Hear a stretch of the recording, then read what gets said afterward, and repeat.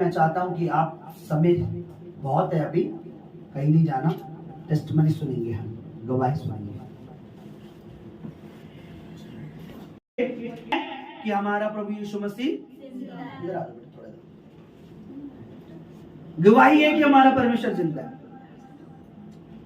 तो पहली गवाही इस भाई की है, इनके परिवार की है, यानी क्या परमेश्वर के दास और दासी के द्वारा अभिषेक के तेल के बाद प्रार्थना की गई इनकी मम्मी के लिए।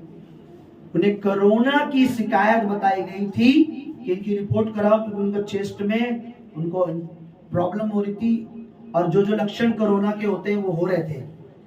तो उनको टेस्ट करवाया गया और परमेश्वर की दासी ने, परमेश्वर के दास ने जब इनकी मदर के लिए, फोटो हमारे पास है, वो मैं इस गवाही के साथ डाल दूंगा, जब वो प्रेयर की गई, जब वो प्रार्थना की गई, उस प्रार्थना के बाद, ये कौन सी रिपोर्ट है जरा, कोरोना की, वो जो कोरोना का टेस्ट था वो प्रेयर के बाद नॉर्मल आया है। हालेलुया। क्या आया है? ये वो रिपोर्ट है जो नॉर्मल आई है कि इन्हें कोरोना नहीं, पूरे लक्षण थे। क्या हुआ था उस समय आपकी मम्मी को और क्यों कोरोना की रिपोर्ट? माइक ले लीजिए।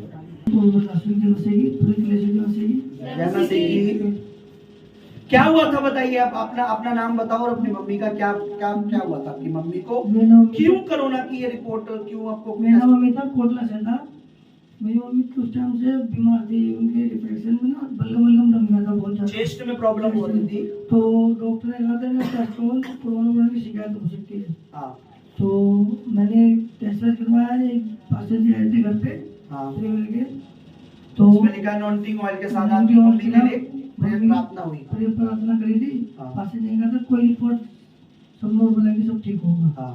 उसके बाद क्या हुआ? जैसे मैं रिपोर्ट लेने गया, पासी घर पे ही थे, जैसे मैं रिपोर्ट लेने गया तो डॉक्टर के रिपोर्ट ले जाओ तो उनकी रिपोर्ट नॉर्मल आई है। हालेलुया। ये रिपोर्ट है कोरोना की जो नॉर्मल आई है।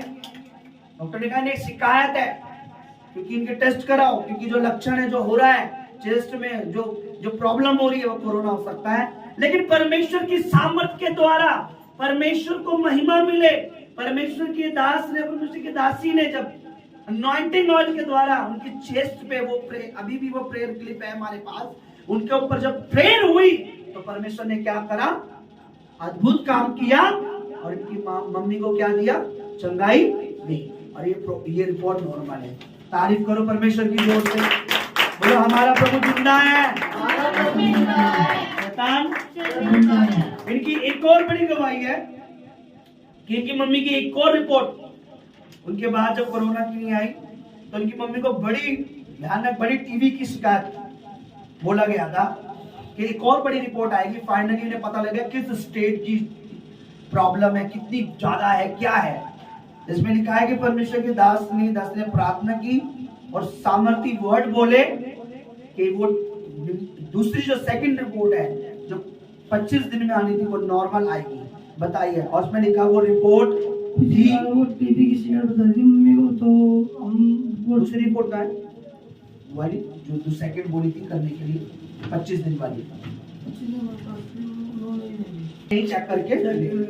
तो उन्होंने कहा था अपना चेक करवा लेना कि कौन सी लेवल की टीबी है, तो हमें पता लग जाएगा। तो मैंने बलगम चेक करवा तो 25 दिन वाली रिपोर्ट आई थी। तो मैंने पासी जी बता पासी ने कुछ नहीं होगा, रिपोर्ट आपकी ठीक आएगी। अभी कल मैं 25 दिन कल हो गए थे, तो मैं गया तो कह रहा कुछ नहीं, आपकी मम्मी की टीबी नॉर्मल शिकायत होता है, थोड़ी सी 6 महीने दवाई खाएंगे ठीक हो जाएंगी। हालेलुया। जोर से तारीफ करो, तारीफ होती है आपकी, परमेश्वर का धन्यवाद करो। सेकंड रिपोर्ट में आना था कि ये हाई है या हाई लेवल है, क्या चांसेस है कि आगे कितना कंडीशन बुरी है। जब सेकंड रिपोर्ट कराई, उसमें लिखा है कि परमेश्वर के दास ने प्रार्थना की और घोषणा की कि सेकंड रिपोर्ट में कुछ नहीं आएगा, नॉर्मल आएगी। परमेश्वर के सामर्थ के बाद परमेश्वर ने उस वर्ड को, जो परमेश्वर के दास के मुंह से निकले, परमेश्वर ने उस वर्ड को पूरा किया। जब सेकंड रिपोर्ट आई 25 दिन के बाद, तो वो रिपोर्ट बिल्कुल नॉर्मल थी। Hallelujah, hallelujah.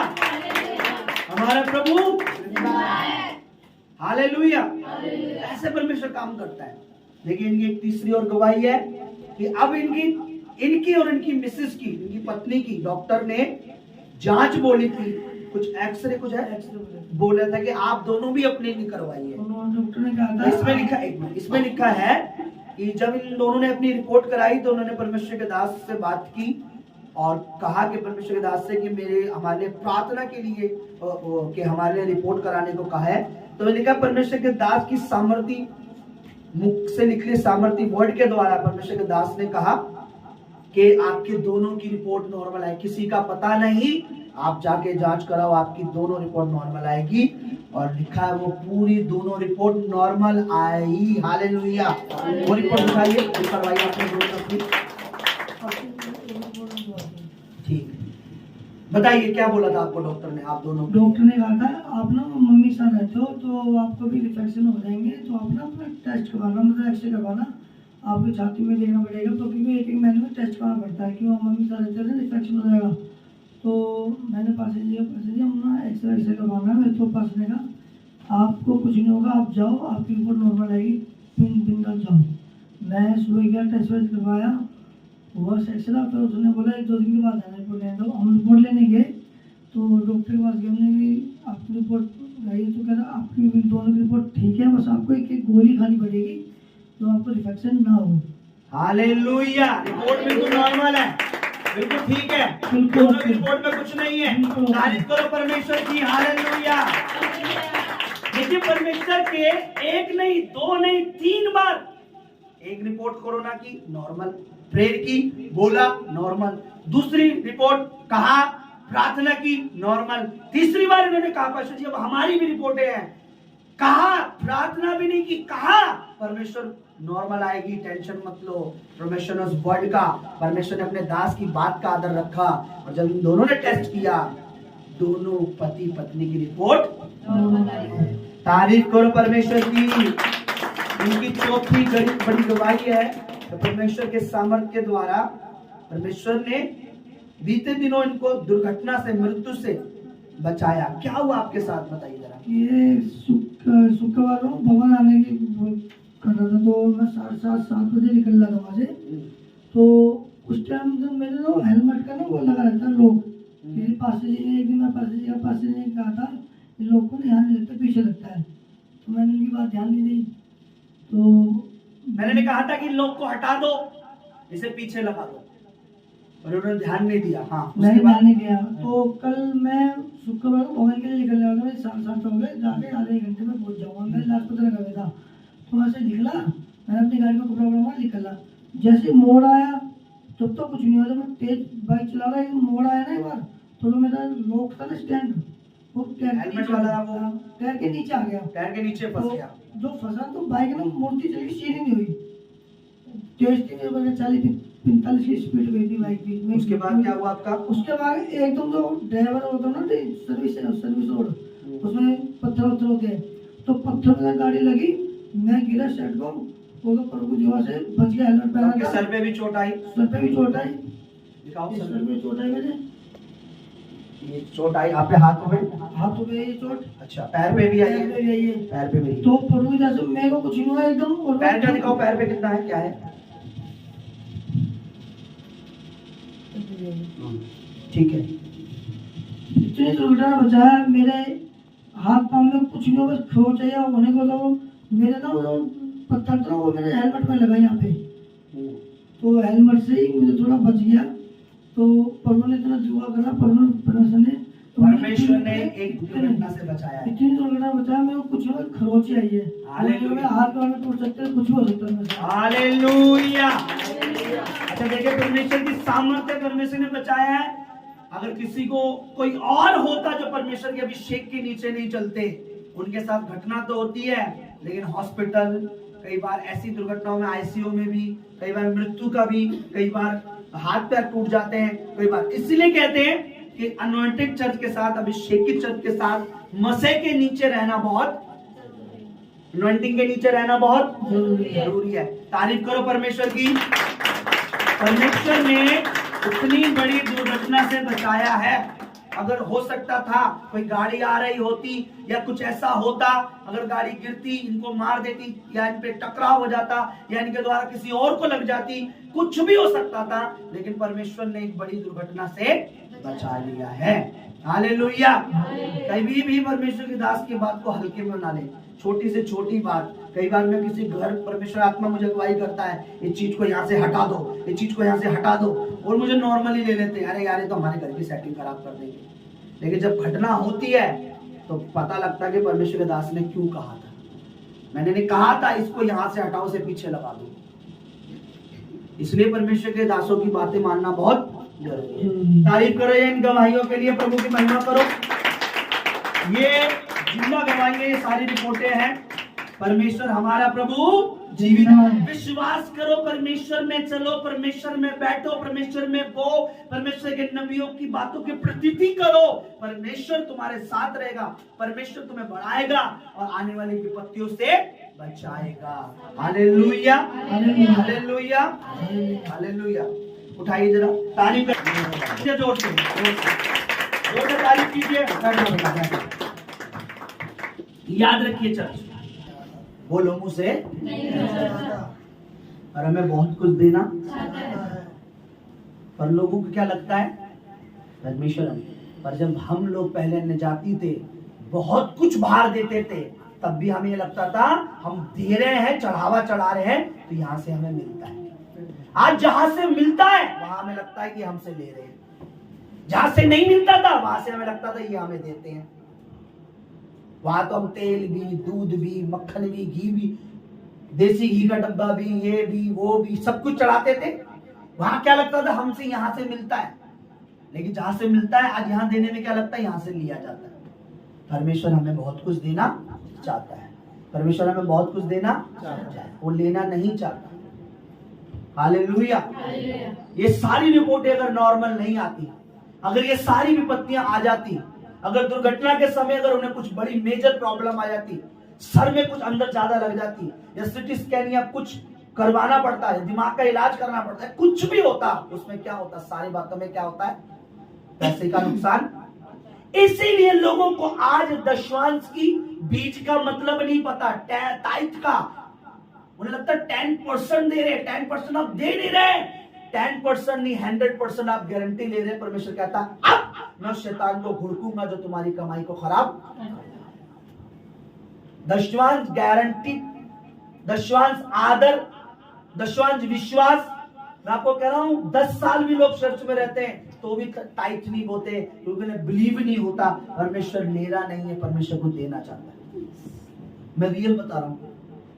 एक सिस्टर की बात को मैं छुपाऊंगा नहीं, पिछले 4 महीने से प्रभु को जानने के बाद, वचन को जानने के बाद, प्रभु को जानने के बाद, प्रभु की बातों को जानने के बाद, प्रभु की गहरी बातों को जानने के बाद, मुंह से अंगीकार करने के बाद, गवाहियां देने के बाद कि हाँ सच में परमेश्वर जब हम बोते, हम काटते हैं, सच में हमने जब अपना 10% अपना बीज बोया, परमेश्वर ने हमें ब्लेस किया, इसको जानने के बाद भी बीते 4 महीनों से अभी तक उन्होंने अपना दशवान नहीं बोया। पता क्या हो रहा है? पिछले 1.5-2 महीनों से लगातार बीमार है, पिछले 1.5-2 महीनों से अपने इलाज में पैसा लगा रही है, पिछले 1.5-2 महीने से हर बार उनके कभी 2000, कभी 3000, कभी 1000, कभी 500, इतना रिपोर्टें कराई नॉर्मल, फिर भी क्यों हो रहा है? फिर भी मैं बताता नहीं हूं, बोलता नहीं हूं। मैंने क्या कहा? जब तक आपको विश्वास ना हो कि परमेश्वर जीवित है, जब तक आपको विश्वास ना हो कि उस समय प्रेरितों के समय में लोग अपनी जमीनें बेचकर, अपनी भूमि बेचकर पैसे, सारे दाम किसके चरणों में लाते थे? हैं? बैंक में डाल देते थे। ऐसे लिखा ना कि सारी जमीनें बेचकर रुपया सारा कहां डाल देते थे? अपने अकाउंट में डाल देते। ऐसे लिखा है? बोलो क्या लिखा है? फिर प्रेरितों के पांव पे रख देते थे और उनमें एक भी गरीब और दरिद्र। उन्हें पता था सीक्रेट क्या है, यहां से खुदा कुछ बड़ा करना है। कुरनेलियुस क्या करता था? सारे पैसे अपने अकाउंट में जमा करता था, है ना? बराबर बीज बोया करता था और बराबर ही परमेश्वर से प्रार्थना। उसका दान दशवांश कहां पहुंच गया? नहीं, पास्टर के पास। यही लिखा ना स्वर्गदूत ने बोला, देख तेरा सारा रुपया पास्टर खा चुका है, तेरी सारी प्रार्थना नहीं सुनी गई। ऐसे लिखा है ना, बोलो, ये लिखा है। तेरा सारा रुपया कौन खा गया? पास्टर खा गया और तेरी प्रार्थना सुनी नहीं गई। क्या लिखा है? तेरा सारा बीज और तेरी प्रार्थना कहां पहुंचाई गई है? कहां पहुंचाई गई है? हम नए नियम के विश्वासी हैं। कई लोग कहते हैं, अरे पुराने नियम, दशमांश पुराने नियम का। अच्छा, जब नियम बना भी नहीं था उससे पहले दशमांश है। पढ़ के देखो बाइबल। जब व्यवस्था दी भी, जब लॉ बनी भी नहीं थी, व्यवस्था मतलब कानून बना भी नहीं था, जब व्यवस्था नहीं थी उससे पहले विश्वास था। व्यवस्था से पहले अब्राहम ने परमेश्वर विश्वास किया, वो धर्मी गिना गया। व्यवस्था से पहले अब्राहम ने अपना दशमांश बोया, फिर बाद में परमेश्वर ने उस दशमांश को लॉ में है लॉ बनाया उसका कि नहीं, अब ये तुम ऐसा करोगे आज। अरे व्यवस्था से पहले था वो सब। जब याकूब ने अपना दशमांश बोने के लिए कहा परमेश्वर को कि प्रभु तू मुझे संभालना, तू मेरे घर का, मेरे जीवन का सारा कुछ जरूरत पूरी करना, मैं अपनी सारी वस्तुओं का, अपनी आशीषों का तुझे क्या दूंगा। उस समय लॉ बनी थी। याकूब के समय में मूसा था? मुझे बताओ, याकूब के समय में मूसा था? इसहाक के समय में मूसा था?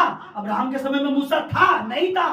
मूसा तो बहुत बाद में आया, दाऊद से कुछ पहले,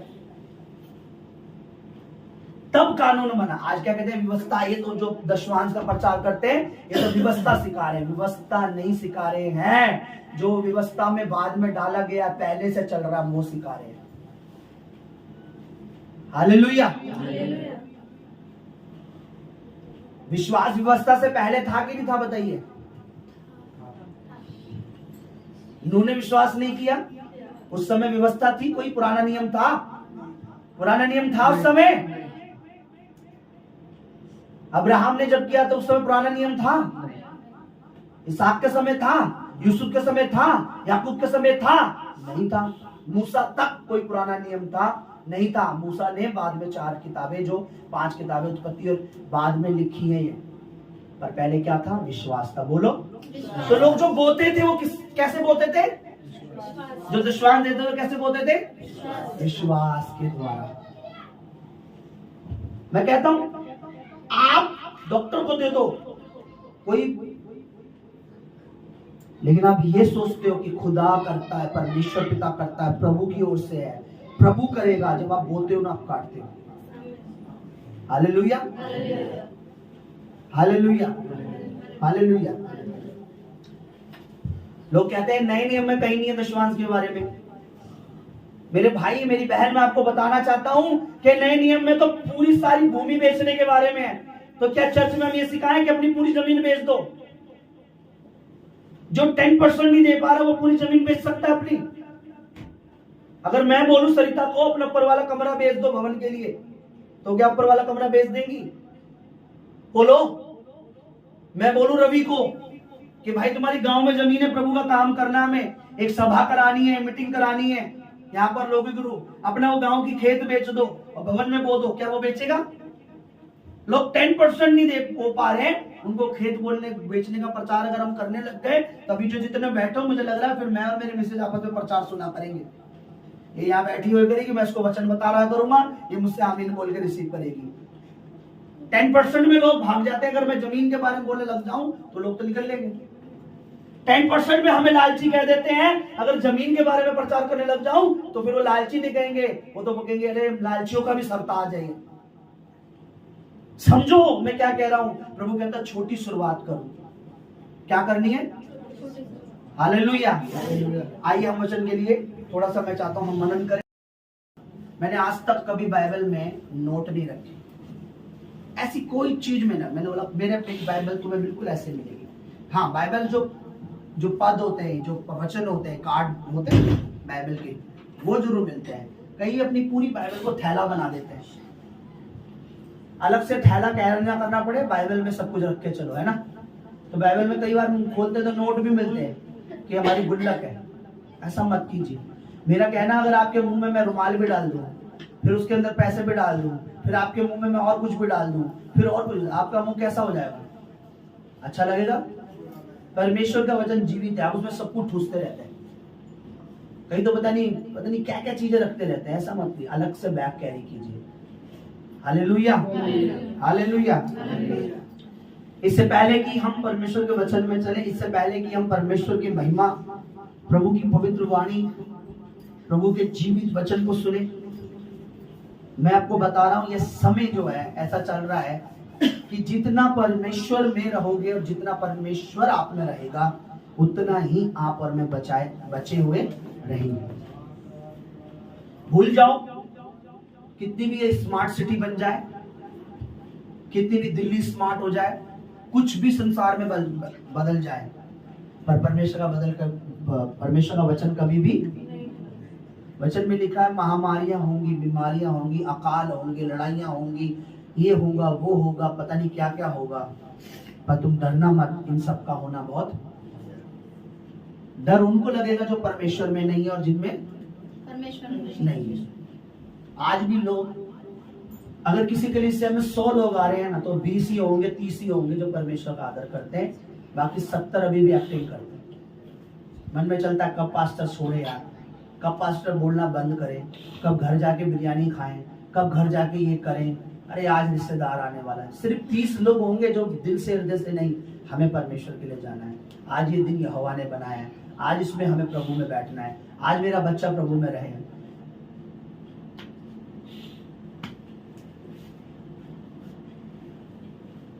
हालेलुया। मैं क्यों कह रहा हूं? क्योंकि मैंने देखा है,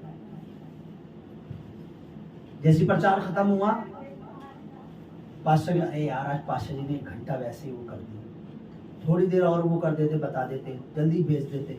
ये क्या है? आप परमेश्वर का वेट नहीं कर रहे हो। परमेश्वर से कब छूटे हम वेट कर रहे हो।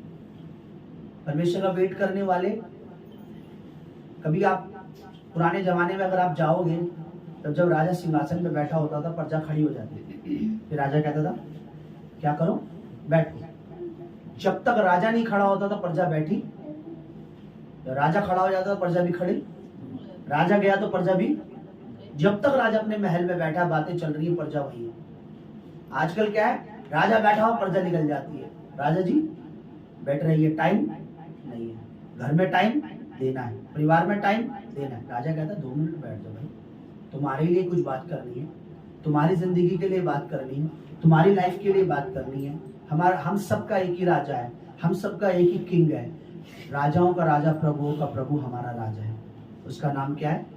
यीशुआ मसाया, जीसस क्राइस्ट, यीशु मसीह। जब तक राजा ने चाहा बैठे रहिए, जब राजा खड़ा हो जाएगा, खड़े होइए और घर जाइए। Hallelujah, hallelujah. आप सब जानते हैं परमेश्वर हमारी जिंदगी में बड़े काम करते हैं, वो बात अलग है। कई लोग उन कामों को छुपा देते हैं, कई लोग उन कामों को भूल जाते हैं, कई लोग उन कामों को नहीं बताते हैं।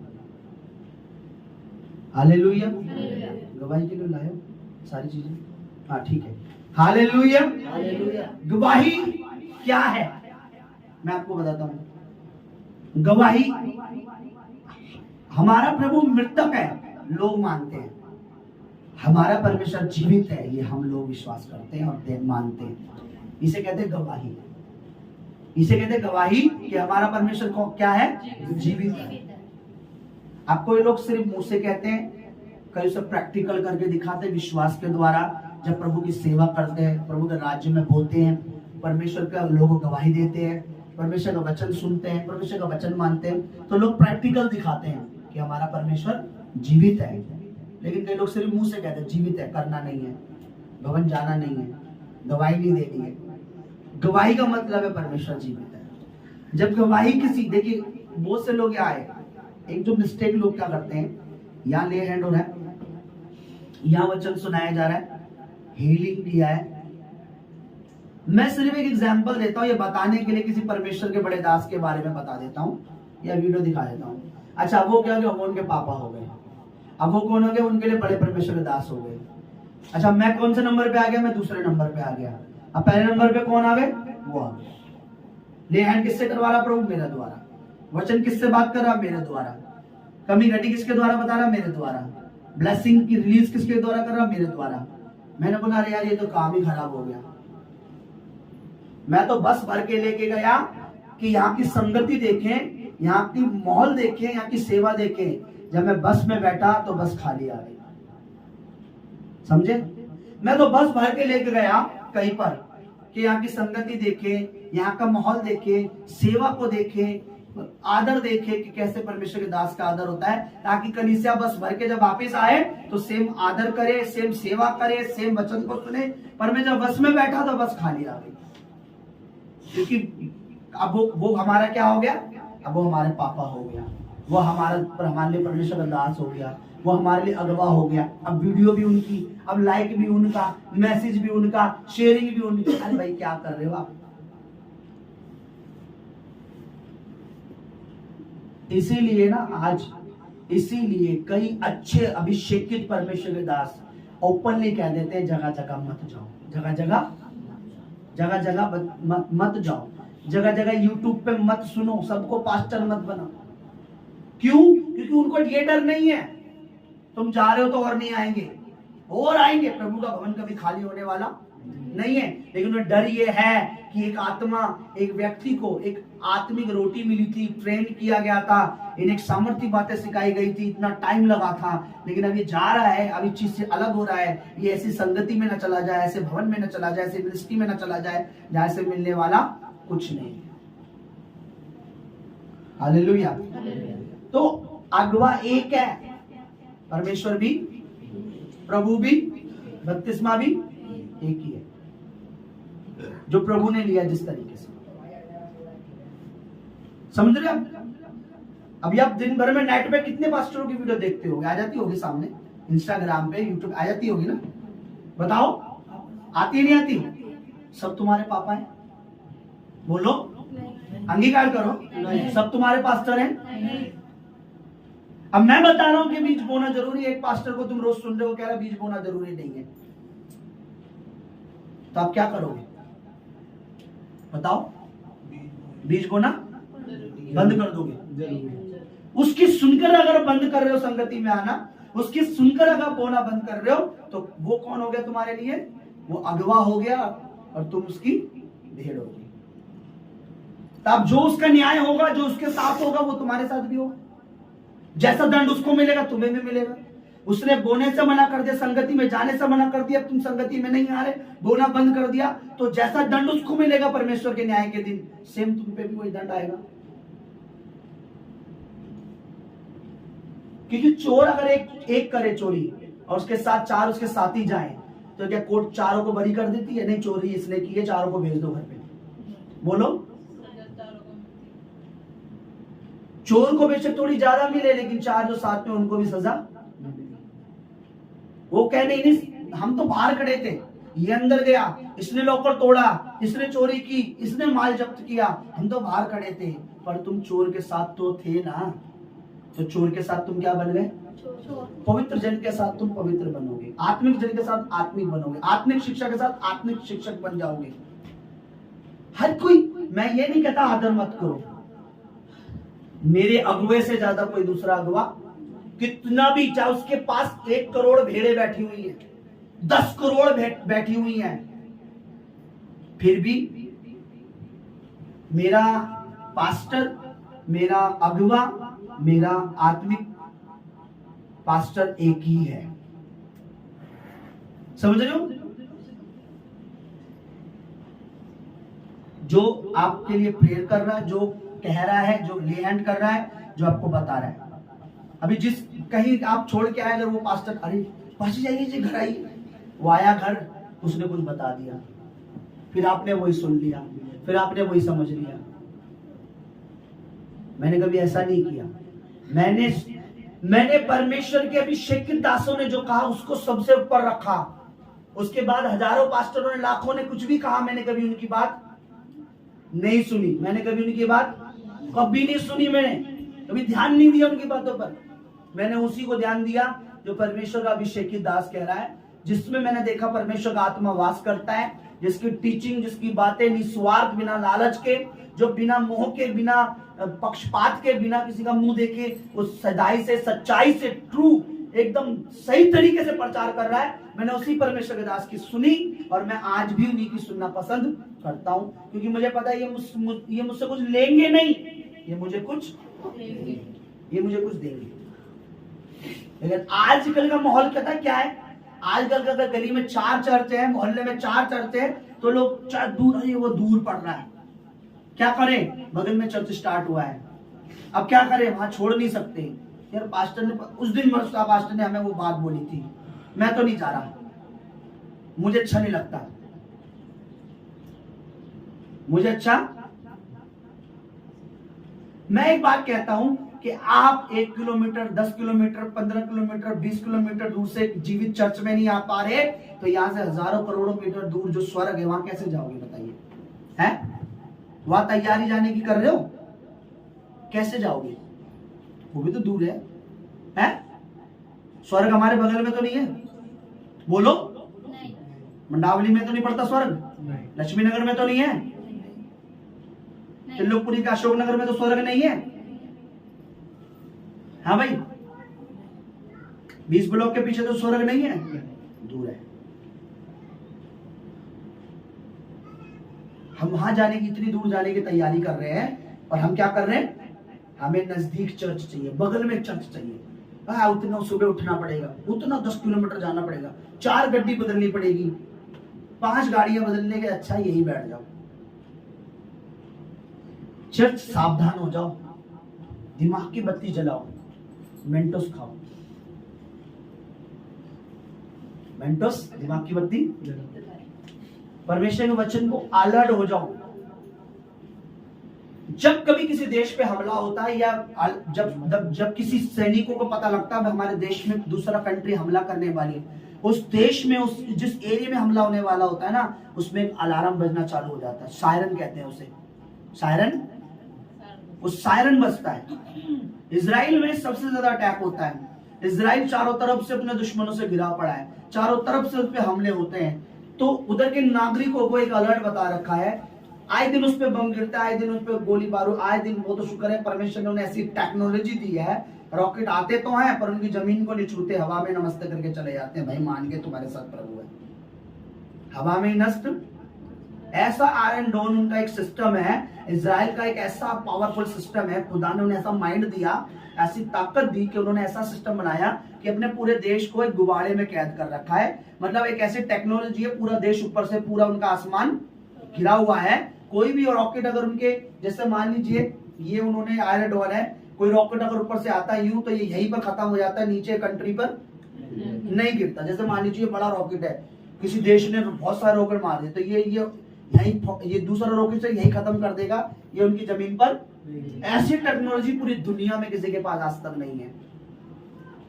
अगर हमारी कंट्री पर कोई 100 रॉकेट छोड़े तो 1, 2, 10, 20 कोई ऐसे होगा जो खत्म, सब नहीं, उनके 100 तो क्या हजारों छोड़े जाते हैं एक बार में उनके देश पर। कितने हजारों रॉकेट छोड़े जाते हैं, तो भी एक भी उनकी जमीन पर ये टेक्नोलॉजी। अब इजराइल की एक सायरन बजता है, जब भी पता लगता है रॉकेट आ रहा रात में, तो एक सायरन बजता है और उन्हें बताया जाता है जब ये सायरन बजे तो आपने क्या करना है, सेफ जगह पर छुप जाना है। कहां जाना है? परमेश्वर ने एक सायरन हमें भी दिया है, पूछो कौन सा? ब्लैक कलर में, लाल और व्हाइट कलर में, जो अब हमारे हाथों में। ये क्या है? ये आपके लिए बाइबल है, ये हमारे लिए एक सायरन है कि शैतान बहुत जल्दी दुनिया को नाश कर रहा है, बहुत पापों में गिरा रहा है। ये सायरन है कि यीशु मसीह जल्दी ये बोलता है। इसका मतलब क्या है? यीशु मसीह जल्दी। अब हमें क्या करना है?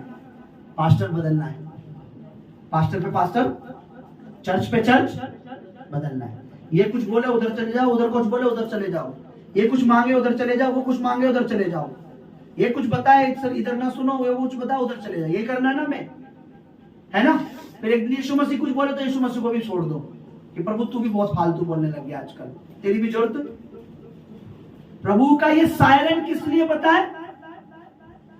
ये वचन हमें अलर्ट करता है। वचन में लिखा है कि जागते रहो, लेकिन इंग्लिश की बाइबल में क्या लिखा है? देखते रहो और प्रार्थना करते रहो। अलर्ट हो जाओ। ये सायरन हर संडे बजता है कि शैतान, अंधकार, पाप बच्चों को, घरों को, परिवारों को, जीवनों को नाश कर रहा है। नशों के द्वारा, लड़ाइयों के द्वारा, चोरियों के द्वारा, डकैती के द्वारा, हर तरह से बहनों को, बेटियों को नाश कर रहा है। पति ने जरा कुछ बोल दिया तलाक, पत्नी ने कुछ बोल दिया दूसरी औरत ले आएंगे। थोड़ी थोड़ी बातों में, थोड़ी थोड़ी चीजों में, मैं जा रही हूं अपनी मां के घर, तू मर, मैं छोड़ रहा हूं तुझे, मैं दूसरी से करूंगा। ये सायरन है, अलर्ट, हमें अलर्ट कर रहा है। ये सायरन है, हमें चेतावनी दे रहा है। ये सायरन है, हमें जगा रहा है। ये सायरन है जो हमें चाहता है कि हम परमेश्वर में अलर्ट रहें, आने वाले हमलों से बचे रहें, शैतान के आने वाले हमलों से बचे रहें। कितनों ने माइंड समझते हो? माइंड बिछाई जाती है, माइंड, डायनामाइट समझती हो? अगर पीछे वो टीवी चालू होता है तो मैं आपको दिखा, एक तरह से बम होता है। हर बॉर्डर पे या देश में वो जमीन में छुपा के रखते हैं। क्या रखते हैं? जमीन में छुपा। जब कोई भी उस बम पर पैर रखता है, अगर वो पैर रखने के बाद उठा दिया गया तो उससे क्या हो जाता है? व्यक्ति के चीतड़े उड़ जाते हैं। डायनामाइट कहते हैं, जमीन में रखा जाता है वो। उसमें एक पिन होती है, इतनी पिन ऊपर पिन निकली होती है, नीचे डायनामाइट छुपाया होता है पूरा जमीन में। वो पिन पे पैर रखते हैं, यूं करके पिन दब जाती है। और पिन अब तब तक, जब तक पैर रखा है व्यक्ति जिंदा रहेगा। पूरी रात भर पैर रखेगा, जिंदा रहेगा। पूरे दिन पैर रखेगा, जिंदा रहेगा। लेकिन जैसी व्यक्ति ने पैर ऐसे हल्का सा भी, भाग भी नहीं सकता वो, हटाने का सेकंड के सामने वो व्यक्ति कहीं भी नहीं जा पाता, उसके चीतड़े मर जाता। कहने का मतलब चीतड़े मतलब मर जाता। आपको पता शैतान ने कितने डायनामाइट कितने बिछा रखे? अभी यहां से बाहर निकलोगे ना, यही गली से शुरुआत हो जाएगी तुम्हारे घर तक। कितनी गंदी, कितनी बेकार, कितनी बुरी योजना बना के बैठा हुआ है वो। किस प्रकार से इसे गिराना है, किस प्रकार से इसे नाश करना है, किस प्रकार से इसे बर्बाद करना है, किस प्रकार से इसे बुरा करना है, किस प्रकार से इसके बच्चे को, किस प्रकार से इसकी पत्नी को, किस प्रकार से इस बेटी को, किस प्रकार से इसकी माँ को, किस प्रकार से इसके पैदा होने वाले बच्चे को, अभी जो पैदा भी नहीं हुआ, इसके बच्चे को कैसे मैंने गिराना है, इसके बच्चे को कैसे बिगाड़ना है। आप बीच से कई डायनामाइट, कई ऐसे बम अंधकार बिछा के बैठा है। पर हमारे परमेश्वर का शुक्रिया अदा करो कि वो हमें जमीन पे चलने नहीं देता, वो हमें हाथों में उठा के रखता है, ताकि हम उसके डायनामाइट पे पैर, ताकि हम उसके पैर रखकर हम मारे ना जाएं। लेकिन हम तब ही मारे जाते हैं जब हमें परमेश्वर की उपस्थिति में नहीं रहना, वचनों को नहीं सुनना, प्रभु की बातें नहीं सुननी, प्रभु में बने नहीं रहना। तो प्रभु कहता जब तू मेरे हाथों में नहीं रहना चाहता तो तू खुद अपनी मर्जी से चल। बाइबल में एक वचन है इस्राएलियों के लिए,